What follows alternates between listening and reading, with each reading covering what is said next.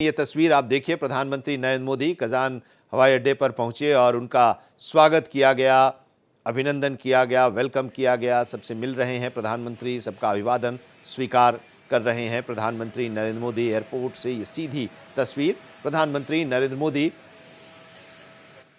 BRICS के देशों में, ब्रिक्स के इस शिखर सम्मेलन में हिस्सा लेने के लिए पहुंचे हुए हैं और उनका स्वागत किया गया। प्रधानमंत्री नरेंद्र मोदी का स्वागत वहां के परंपरागत तरीके से रूस की धरती पर। मेहमानों के आने का सिलसिला शुरू हो गया है। प्रधानमंत्री नरेंद्र मोदी अभी थोड़ी देर पहले कजान एयरपोर्ट पर पहुंचे और उनका भव्य स्वागत किया गया, पारंपरिक ढंग से भी उनका स्वागत किया गया। और अब प्रधानमंत्री नरेंद्र मोदी यहां से अपने होटल जाएंगे जहां पर उनकी ठहरने की व्यवस्था की गई है। ये ब्रिक्स से शुरू हुआ सफर ब्रिक्स तक आया और अब इसमें 4 और देश जुड़े हुए हैं, ब्राजील, रूस, भारत और चीन। ये 4 देश थे जिन्होंने मिलकर इसका संगठन बनाया, ब्रिक देशों का। और उसमें बाद में साउथ अफ्रीका भी, दक्षिण अफ्रीका भी शामिल हुआ और उसके बाद से ये ब्रिक्स कहलाने लगा। अब ये और विस्तार हुआ, इसमें 4 और देश इसमें शामिल किए गए हैं जो इस बार के इस रूस में जो ब्रिक्स सम्मेलन हो रहा है इसमें पहली बार वो हिस्सा ले रहे हैं। मिस्र, इथियोपिया, ईरान और संयुक्त अरब अमीरात। ये ब्रिक्स का जो सम्मेलन है वो कई मायनों में अहम है। अभी कुछ देर पहले हम अपने संवाददाता अजीत प्रताप सिंह से चर्चा कर रहे थे और वो बता रहे थे कि आखिर इस बार का जो ब्रिक्स सम्मेलन है वो क्यों अहम है, क्यों इतना महत्वपूर्ण है, प्रधानमंत्री का ये रूस का दौरा क्यों महत्वपूर्ण है। इस ब्रिक्स सम्मेलन में कई विषयों पर चर्चा होगी और जो कजान डिक्लेरेशन आएगा उस पर सबकी नजरें टिकी हुई हैं। इसमें भारत, चीन और रूस पर भी सबकी नजरें टिकी हुई हैं। रूस जो कि यूक्रेन से युद्ध लड़ रहा है, चीन जिसे भारत के साथ तनाव की स्थिति लगातार रही है और उम्मीद ये की जा रही है कि भारत के प्रधानमंत्री नरेंद्र मोदी और चीन के राष्ट्रपति शी जिनपिंग के साथ द्विपक्षीय वार्ता भी हो सकती है। हालांकि अभी विदेश विभाग की तरफ से इसे कंफर्म नहीं किया गया है और रूस के राष्ट्रपति व्लादिमीर पुतिन के साथ द्विपक्षीय वार्ता होगी और एक बार फिर से प्रधानमंत्री नरेंद्र मोदी अपील करेंगे व्लादिमीर पुतिन से यूक्रेन के साथ युद्ध रोकने को लेकर। आपसी संबंधों को और मजबूत कैसे बनाया जाए इसको लेकर भी चर्चा होगी भारत और रूस के बीच में। और उम्मीद ये भी है कि प्रधानमंत्री नरेंद्र मोदी और शी जिनपिंग की भी मुलाकात हो और बातचीत हो, द्विपक्षीय वार्ता हो। और जब द्विपक्षीय वार्ता होगी तो एलएसी को लेकर भी चर्चा होगी, जहां पर लंबे समय से तनाव था। हालांकि अब सेना को पीछे हटा दिया है, सुरक्षा बल को पीछे हटा दिया गया है चीन के द्वारा। तो अब एक नई शुरुआत मानी जा सकती है और इसको लेकर भी वहां पर भी चर्चा हो सकती है। और साथ ही प्रधानमंत्री की बात जब शी जिनपिंग से अगर होगी, मुलाकात होगी और द्विपक्षीय वार्ता होगी तो जाहिर सी बात है आतंकवाद को लेकर भी चर्चा होगी। ये तस्वीर प्रधानमंत्री नरेंद्र मोदी के कजाक पहुंचने की। प्रधानमंत्री नरेंद्र मोदी कजाक पहुंचे, एयरपोर्ट पर उनका भव्य स्वागत किया गया, परंपरागत तरीके से उनका स्वागत किया गया। इस वक्त हमारे साथ जुड़े हुए हैं संपादक नेशनल अफेयर्स कृष्ण मोहन शर्मा, हमारे वरिष्ठ सहयोगी। प्रधानमंत्री का इंतजार वहां पर हो रहा था, कजाक पहुंच चुके हैं प्रधानमंत्री, भव्य स्वागत भी उनका किया गया और हम लोग चर्चा भी अभी कर रहे थे कि ये दौरा काफी अहम है। प्रधानमंत्री का रूस दौरा ब्रिक्स देशों के इस सम्मेलन में जब प्रधानमंत्री शिरकत करने के लिए वहां पर पहुंचे हुए हैं, निश्चित तौर पे बहुत इंपॉर्टेंट है क्योंकि कम से कम 3 तो वहाँ पे महाशक्तियां हैं। अगर रूस की बात करें, चीन की बात करें और भारत को भी मैं महाशक्ति काउंट करता हूँ तो 3 तो महाशक्तियां हैं वहाँ पे। उसके बाद ब्राजील है और साउथ अफ्रीका है। ब्राजील में अगले महीने G20 की बैठक हो रही है। रूस और यूक्रेन के बीच युद्ध चल रहा है। तो ऐसे में ये बैठक इसलिए भी इम्पोर्टेंट है क्योंकि प्रधानमंत्री जब वहाँ पे जाएंगे तो ब्रिक्स के जो देश हैं उनसे ये बात की जाएगी कि किस तरीके से पूरे विश्व में एक शांति स्थापित की जाए। जो इस बार जो इसका एजेंडा है ब्रिक्स का, उसमें ग्लोबल हंगर एलिविएशन और उसके बाद devising the mechanism for sustainable development ये है, और उसके बाद क्लाइमेट चेंज, कल्चरल डेवलपमेंट वगैरह तमाम मुद्दे हैं। ब्रिक्स की अपने जो उनके पैसे की बात हो रही है कि ब्रिक्स का एक अपना कुछ ऐसा मैकेनिज्म हो कि डॉलर के मुकाबले कुछ पैसा निकले, जो ब्रिक्स के कंट्रीज हैं उसमें वो पैसा चले, तो उसमें करेंसी की, ब्रिक्स करेंसी की बात हो रही है। तो ये सारी चीजें हैं, लेकिन जो सबसे पहली बात यह है कि global piece, global hunger alleviation, ये सारे मुद्दे हैं जिसमें बातचीत होगी। और जो सूत्र बता रहे हैं कि प्राइम मिनिस्टर की जिनपिंग से साइड लाइन्स में बातचीत होगी, जिसमें बहुत सारे व्यापार और टेक्नोलॉजी के आदान प्रदान पे भी चर्चा होगी। ऑलरेडी हमारी फोर्स डीएस्केलेट हो चुकी है गैलवान से, उसमें 10 दिन का समय लगेगा पूरे तरीके से। तो मुझे लगता है कि इस बैठक का महत्व इसलिए भी बहुत इंपॉर्टेंट है कि अगले महीने G20 की बैठक है, और जो यहाँ से एक वसुधैव कुटुंबकम का एक जो नोशन और मोटिव लेके चला जाएगा, उसको वहाँ पे अमली जामा पहनाया जाएगा।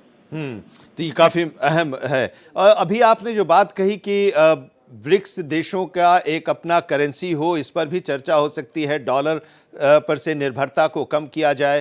भारत के साथ जब तेल को लेकर संबंध हुआ और तेल जब भारत ने रूस से लेना शुरू किया, तो डॉलर के बजाय रूबल में वो पेमेंट की प्रक्रिया शुरू हुई। तो क्या ये माना जाए कि रूबल को ब्रिक्स देशों में एक मान्यता देने की कोशिश भी हो सकती है? ब्रिक्स देशों में उसको मान्यता देने की कोशिश हो सकती है। तो मेरा एक सवाल है कि सिर्फ रूबल ही क्यों, रुपया क्यों नहीं? जब हम भी एक महाशक्ति हैं, तो सिर्फ रूबल क्यों, डॉलर क्यों, यूरो क्यों, रुपया क्यों नहीं? तो सवाल ये है कि इसमें एक जो मैंने बात कही कि जो ग्लोबल बिजनेस डायनामिक्स को और कैसे ईज किया जाए, उस पर चर्चा करने की बात है। और चर्चा करके ये कोशिश की जा रही है कि ऑल सस्टेनेबल डेवलपमेंट के लिए मीन्स एंड मैकेनिज्म कैसे डेवलप कर सकते हैं, उस पर चर्चा होगी। और जो ब्रिक्स करेंसी की बात कर रहे हैं, तो मैं एक सवाल पूछ रहा हूँ कि रूबल की अगर हम बात करें और डॉलर की बात कर रहे हैं, तो उसमें रुपया क्यों नहीं? रुपया भी तो हमारा करेंसी, हमारी करेंसी भी तो हो सकती है। तो ये सब ईज ऑफ डूइंग बिजनेस में के तहत चर्चा होगी। और ये अभी थोड़ा सा फार फेज लगता है, क्योंकि जिस तरीके से मार्केट में चीन और अमेरिका की सुप्रीमेसी है, ऐसा लगता नहीं है कि अभी रूबल को इस तरीके से मान्यता दी जाएगी कि वो एक सेपरेट करेंसी हो। लेकिन हाँ, ठीक है, अगर शुरुआत हुई है तो इसका कभी न कभी समापन भी होगा। एक मजबूत मंच के तौर पर ब्रिक्स स्थापित हो चुका है, और तभी तो दुनिया के कई देश इसका सदस्य बनना चाह रहे हैं और लाइन में लगे हुए हैं। करीब 25-30 देश ऐसे हैं जो कि वो चाहते हैं। तुर्की भी चाहता है कि वो इससे जुड़े 4 देश को और इसमें शामिल किया गया है, जो इस बार की बैठक में पहली बार हिस्सा ले रहे हैं। मिस्र, इथियोपिया, ईरान और संयुक्त अरब अमीरात, सऊदी अरब को भी बुलाया गया है। इसमें अजरबैजान भी आ रहा है आमंत्रित सदस्य के तौर पर, फिलिस्तीन भी आ रहा है। 10 कंट्रीज और आ रहे हैं, 10 और सदस्य हैं, जिसमें मैं एक डेटा पढ़ रहा था, बहुत इंटरेस्टिंग डेटा पढ़ रहा था कि आबादी के हिसाब से हर चौथी आबादी ब्रिक्स का मेंबर होगा, और 28.5 ट्रिलियन इकोनॉमी। इसका मतलब यह है कि चीन और भारत को जोड़ दें और रूस को जोड़ दें, उसके बाद भी जो 1-1 ट्रिलियन की जो इकोनॉमी वाले जो कंट्रीज हैं, वो भी उसमें शामिल होंगे।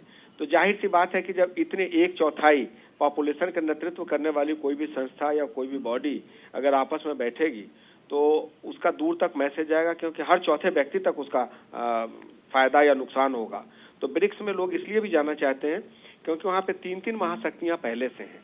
रूस है वहाँ पे, चीन है वहाँ पे, भारत है। और भारत की सबसे बड़ी सार्वभौमिकता इस बात को लेकर है कि ये डेवलपिंग मार्केट है, यहाँ पे बिजनेस के बहुत सारे पोटेंशियल हैं। आप FDI कर सकते हैं, किसी भी क्षेत्र में कर सकते हैं, जो कुछ सिक्योरिटी वगैरह का छोड़ के कर सकते हैं। यहाँ पे ह्यूमन रिसोर्सेज जो है वो रीजनेबल है, सस्ता है ये तो मैं नहीं कहूँगा, लेकिन रीजनेबल है, जगह की कमी नहीं है। और अब वो पहले वाली स्थिति नहीं है कि बिजली नहीं है और इंडस्ट्री के लिए इंफ्रास्ट्रक्चर नहीं है। तो भारत में अपार संभावना है। तो रास्ते तो वहीं से खुलेंगे कि आप हमारे कंट्री में आके ये लगाइए, या रूस में लगाइए, या चीन तो खैर विस्तारवादी मानसिकता का, वो तो अपने कंट्री में किसी को लगाने नहीं देगा। लेकिन जो बाकी कंट्रीज हैं वो भारत की तरफ देखते हैं और वो आगे बिजनेस को ईज ऑफ डूइंग बिजनेस के तहत आगे अग्रसर कर सकते हैं। ठीक है, एक सवाल और। स्वागतम शुभ स्वागतम अत स्वागतम शुभ स्वागतम शुभ स्वागतम निरन्तरता मानवता समता ममता नित्य निरन्तरता नवता मानवता समता ममता सारथी साथ मनोरथ का जो अनिवार्य नहीं थमता सारथी साथ मनोरथ का जो अनिवार्य नहीं थमता संकल्प अभिजित अभिमतम संकल्प अभिजित अभिमतम आनंद मंगल मंगलम आनंद मंगल मंगलम नित प्रियम भारत भारतम नित प्रियम भारत भारतम स्वागतम शुभ स्वागतम अथ स्वागतम शुभ स्वागतम।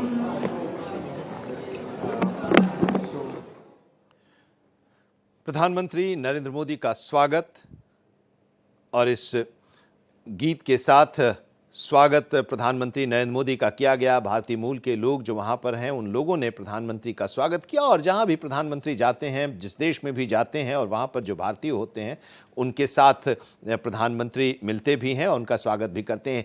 एक चलते चलते एक आखिरी सवाल कि क्या आपको लगता है ईरान और तुर्की से भी प्रधानमंत्री की बातचीत हो सकती है, द्विपक्षीय बैठक हो सकती है? देखिए, जो उनके फॉरेन सेक्रेटरी ने बताया था कि वहाँ पे प्लूरीलैटरल, बाईलैटरल और मल्टीलैटरल तीनों मीटिंग होंगी। तो जो आपने बात कही उनकी मीटिंग साइड मीटिंग हो सकती है और जाहिर सी बात है कि जब आप एक जगह खाने पे बैठते हैं या डेलीगेशन के तौर पे बैठते हैं तो किसी से साइड में बात हो सकती है और इसमें बातचीत में कोई जरूरी नहीं है कि घंटे भर बात हो। 5 मिनट में आप अपना प्रोजेक्ट डिस्कस करके आप अपनी चीजों को कार्यान्वित कर सकते हैं या कार्य रूप दे सकते हैं। चलिए, बहुत बहुत शुक्रिया। आगे भी हम इस पर चर्चा करेंगे। इस ब्रिक्स सम्मेलन में हिस्सा लेने के लिए प्रधानमंत्री नरेंद्र मोदी रूस पहुंच चुके हैं, उनका भव्य स्वागत किया गया और इस सम्मेलन को काफी अहम भी माना जा रहा है। प्रधानमंत्री का यह दौरा काफी अहम माना जा रहा है।